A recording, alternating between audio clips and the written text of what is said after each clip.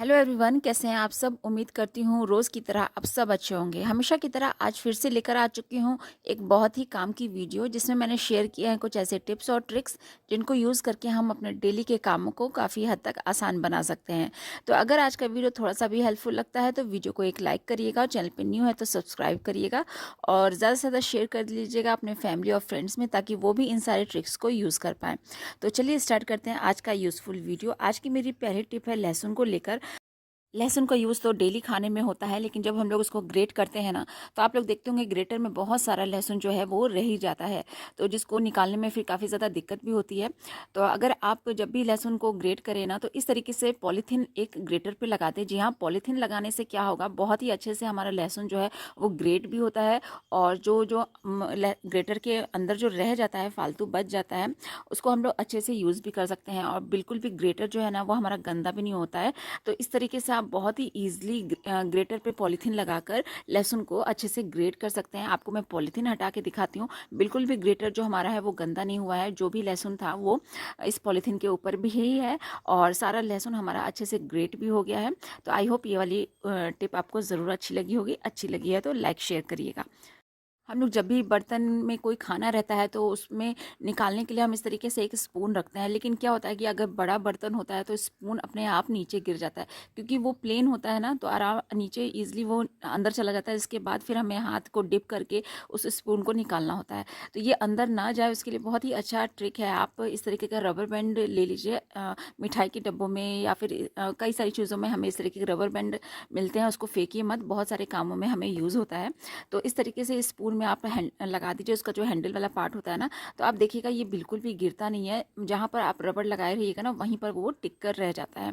तो इस तरीके से अगर कभी कोई बर्तन या कटोरी वगैरह में अगर कोई खाना है आपको निकालने के लिए, उसमें स्पून की ज़रूरत है, तो इस तरीके से स्पून पे रबर बैंड लगाकर आप यूज़ कर सकते हैं। आई होप ये वाली ट्रिक अच्छी लगी होगी। अच्छी लगी है तो लाइक शेयर करिएगा। तो चलिए बढ़ते हैं अगले हैक की तरफ। तो यहाँ पर मैंने ले लिया है टूथपेस्ट और एक स्पून। अब आप सोच रहे होंगे टूथपेस्ट और स्पून का क्या काम है, तो बहुत ही अच्छा एक टिप देने वाली हूँ। आप उसके लिए यहाँ पर एक कोई भी बर्तन ले लें। ऐसा अगर प्लास्टिक का कंटेनर है तो आप वो ले लें, या फिर आप जो यूज़ डेली नहीं करते हैं वो वाला बर्तन ले लें। उसके बाद इसमें हमें रखना है विनेगर, और 1 चम्मच यहाँ पर डिटर्जेंट जो भी आप यूज़ करते हैं। उसके बाद उसमें ऐड कर देना है वाइट पेस्ट। आप ध्यान रखिएगा जेल पेस्ट नहीं यूज़ करिएगा, यहाँ पे वाइट ही पेस्ट को आपको यूज़ करना है। उसके बाद तीनों चीज़ को अच्छे से मिला लेना है, और यहाँ पर हमारा एक बहुत ही स्ट्रॉन्ग क्लीनिंग का सॉल्यूशन बन के तैयार हो जाता है, जो हमें इस दिवाली बहुत ही ज़्यादा काम आने वाला है। तो यहाँ पर हम अब ले लेंगे एक टूथब्रश, जिससे हम इन सारी चीज़ों की क्लीनिंग करेंगे। जैसे किचन के टाइल्स होते हैं ना, बहुत ज़्यादा गंदे हो जाते हैं, वहाँ पर तेल वगैरह का काम होता है, तो धीरे धीरे इतनी चिपचिपाहट हो जाती है कि उसको क्लीन करने के लिए ये सॉल्यूशन बहुत काम आता है। जैसे बाथरूम के टाइल्स होते हैं या फिर बेसिन वगैरह होता है, तो इन सब में बहुत ज़्यादा जो है ना गंदगी जमा हो जाती है। तो इन सब को इस तरीके से आप क्लीन करेंगे ना, तो बहुत ही जल्दी वो क्लीनिंग करता है। अगर आपके पास विनेगर नहीं है तो आप इसमें नींबू का भी इस्तेमाल कर सकते हैं, और बस टूथब्रश की हेल्प से आप पूरे में इस तरीके से उसको लगा दीजिएगा ना, और उसके बाद आप पानी से उसको वॉश करिएगा, तो आप देखिएगा कितनी अच्छी से वो क्लीन हो जाता है। तो आई होप ये वाली ट्रिक आपको ज़रूर अच्छी लगी होगी। अगर टिप अच्छी लगी है तो इसको लाइक शेयर ज़रूर करिएगा। और हाँ, अभी तक आपने मेरे चैनल को सब्सक्राइब नहीं किया है तो प्लीज़ सब्सक्राइब कर लीजिएगा, क्योंकि मैं ऐसे ही यूज़फुल वीडियोस अपने चैनल पे लाती रहती हूँ। तो चलिए बढ़ते हैं अगले ट्रिक की तरफ। दिवाली आने वाली है, तो इस तरह की लंबी बातियाँ और गोल बातियों की हमें बहुत ज़्यादा ज़रूरत पड़ने वाली है, क्योंकि हम ढेर सारे दीपक जो है इस दिवाली जलाने वाले हैं। तो इनको हम लोग आज घर में ही तैयार करेंगे, और साथ ही साथ कैसे हम लोग अखंड बाती को बना सकते हैं घर में बहुत आसानी से, वो भी देखेंगे। तो यहाँ पर हमें लंबी बाती बनाने के लिए सबसे पहले चाहिए अगरबत्ती। तो अगरबत्ती का जो ऊपर का मसाला जो होता है ना, उसको आप अच्छे से हटा लीजिए। यहाँ पर अगरबत्ती की जगह हम लोग जो करवा में जो सीख यूज़ होता है ना, उसका भी हम लोग यहाँ पर यूज़ कर सकते हैं, लेकिन सीख सबके पास नहीं होता है, तो अगरबत्ती सबके पास मिल जाता है आसानी से, हर घर में यूज़ होता है। तो इसलिए यहाँ पर मैं अगरबत्ती से आपको ये बातियाँ बनाना बता रही हूँ।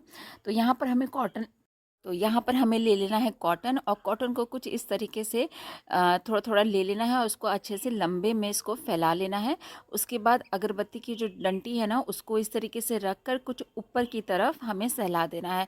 तो बहुत ही आसानी से जो लंबी बातियाँ हैं ना, वो बन के यहाँ पे हमारी ढेर सारी कुछ ही सेकंड में तैयार हो जाती हैं। और बिगनर्स के लिए तो ये ट्रिक बहुत ही यूज़फुल है और इसको निकालना भी बहुत आसान है। बस आप फिंगर से थोड़ा सा पकड़िए और ऊपर की तरफ खींच दीजिए, तो जो स्टिक में से जो अगर बातियाँ हैं ना, वो भी बहुत ही अच्छे से निकल भी जाती हैं। तो आई होप ये वाली ट्रिक आपको ज़रूर अच्छी लगी होगी। तो चलिए अब बना लेते हैं यहाँ पे हम अपना पंचमुखी दिया। पंचमुखी दिया भी बनाना बहुत ही आसान है, जिन्हें नहीं आता है तो वो इस ट्रिक के थ्रू बहुत ही ईजिली से बना सकते हैं। तो यहाँ पर आप जितना मुखी बनाना चाहते हैं ना, उतना कॉटन ले लें। उसके बाद दोनों साइड में इस तरीके से कुछ चोंच बनाते हुए इस तरीके से हमें मोड़ देना है, उसको ट्विस्ट कर देना है। तो यहाँ पे ट्विस्ट करने के लिए मैंने थोड़ा सा दूध लिया है और दूध में थोड़ा सा रोली रख दिया है। आप चाहे तो हल्दी रख सकते हैं या फिर कोई भी कलर मिक्स कर सकते हैं। तो इस तरीके से रखने के बाद सारी जो बातियाँ बनाई हैं ना, उनको इस तरीके से बीच में जॉइंट करके एक बीच में हल्का सा ट्विस्ट कर देना है। तो ये हमारा पंचमुखी जो दिया है ना, यहाँ पर बहुत ही आसानी से बन के तैयार हो जाता है। तो आई होप ये वाली ट्रिक अच्छी लगी होगी। तो चलिए बनाते हैं अब हम मार्केट में जो गोल गोल बातियाँ मिलती है ना, वो वाली बातियाँ। तो ये भी बातियाँ बनाना बहुत ही ईजी है। थोड़ा सा आप कॉटन ले लें और उसको इस तरीके से फैलाकर चारों तरफ से पकड़कर एक जगह उसको समेट ले। उसके बाद दूध फिंगर में लगाकर इस तरीके से ट्विस्ट कर देना है। तो बहुत ही आसानी से ये हमारी जो बातियाँ हैं ना, बन जाती हैं। तो जिनको आता है तो वो तो इस तरीके से बना लेते हैं, लेकिन क्या होता है कि बहुत लोग जो नए नए बिगनर्स होते हैं ना, उनको बनाने में थोड़ी सी दिक्कत होती है। तो वो इस तरीके से चाय छन्ने को यूज़ करके बातियों को बना सकते हैं। तो चाय छन्ने में नीचे थोड़ा सा होल होता है ना, तो वहाँ पर इस तरीके से रख कर आप ऊपर की तरफ इस तरीके से समेट कर निकाल लें।